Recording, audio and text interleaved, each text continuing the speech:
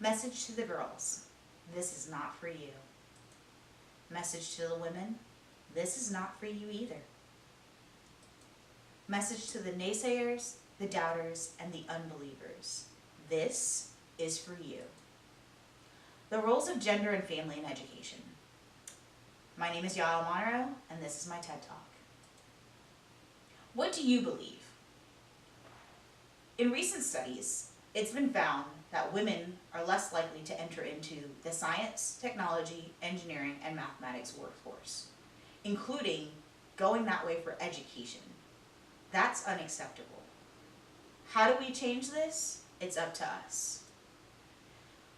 In 2017, there was a study done that found that girls as young as 6 years old believe that they're inherently less intelligent than boys. As early as 6. Unacceptable. These girls believe that they aren't as strong as boys when it comes to their physical capability, their mental stability, and their emotional stability. It's not okay.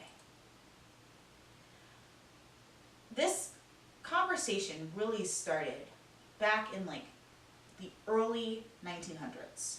So around 1950s to 1970s, there was a resistance to coeducation in engineering schools. This became a result of the efforts towards Cold War.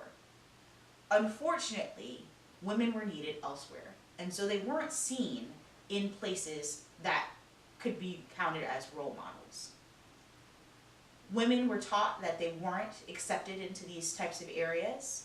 They were taught that they weren't allowed in these types of areas, and they were taught that they shouldn't be in these types of areas.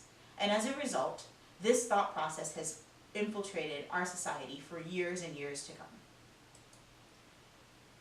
This hostile learning environment is one that's unacceptable. It forces us to think that because there was a lack of housing, because they weren't accepting the coeducation, because there was a lack of ability, quote unquote, not really measurable by all standards, and because they were needed elsewhere, that women weren't supposed to be in these environments, when this just wasn't true. They just needed to build bigger buildings. That was it. So let's change the narrative. Let's talk about the family component. So when you think about adding the family into the situation, you realize that students literally spend 2/3 of their life with their family.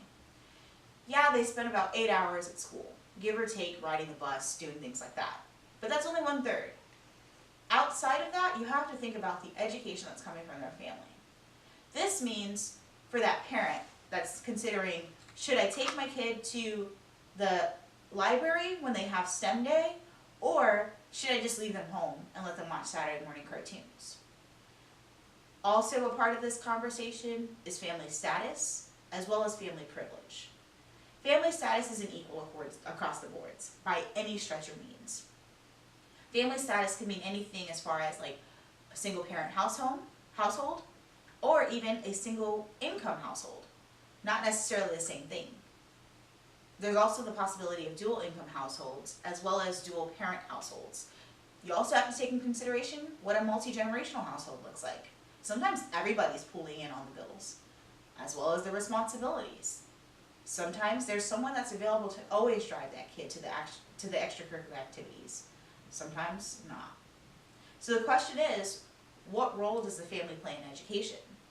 What are we telling our kids when we ask them things like, what do you want to be when you grow up? Are we telling them, no, that's not possible, when they say things like, I want to be a doctor, and actually, I want to be an astrophysicist? Are we telling our boys that they're more likely to do those things than we're telling our girls? And is that something that we should change? I think it is, but the question is, do you? There are campaigns out there, awesome movements that have been happening recently. When I say recently, I mean companies like Goldie Blocks launching in 2012, and then recently coming up with a campaign in 2017 called #BeLikeHer. And with that hashtag, they chose to shout out role models that we aren't always seeing in mainstream media. These role models are people like the Hidden Figures. These women were amazing engineers and mathematicians, Katherine Johnson, Dorothy Vaughan, and Mary Jackson, as well as Kristen Darden. These women contributed amazingly to NASA, and they just recently got their recognition. So hashtag Hidden Figures. Big ups to social media. Other times of change and the ability to change the narrative starts with us. It starts with each one of us in this room. So there are organizations to consider that are making the change to that narrative, whether it's the Society of Women in Engineering, or even the National Society of Black Engineers, Society of Hispanic Professional Engineers, ASEE, which is the American Society for Engineering Education, or even IEEE. The important part about ASEE is that it was actually one of my other platforms. About 2016, I was recruited to write a paper. Honestly, 2015, because papers take a little bit longer. But in 2015, I was recruited by a group of women to write our story. We wrote a vignette about our experiences within STEM. It was about 6 women altogether, at all different levels of education. Some of us were pursuing our masters, like me. Some of us were working within our PhD or postdoc positions. Some of us were professors at universities. The story that lined all of us together was that we had an experience as women in STEM. The experiences weren't always positive. We had a lot of phone calls where we were talking about the negative commentary that we received over the years. But the cool thing was, for every negative that we received, there were at least 2 or 3 positive stories that came about. And to me, it's important to always think about, for every 1 negative, there's at least 5 to 7 positives that you can look for. So I leave you with this quote. I'd like to encourage all of you to go out and help push the boundaries of science, even if it may seem, as mysterious to you as the black hole. So that was from Katie Booman. So Katie Booman took a picture of the black hole. That was pretty big because we've had them before, but no one's caught a picture before. So the question is, what do you believe now?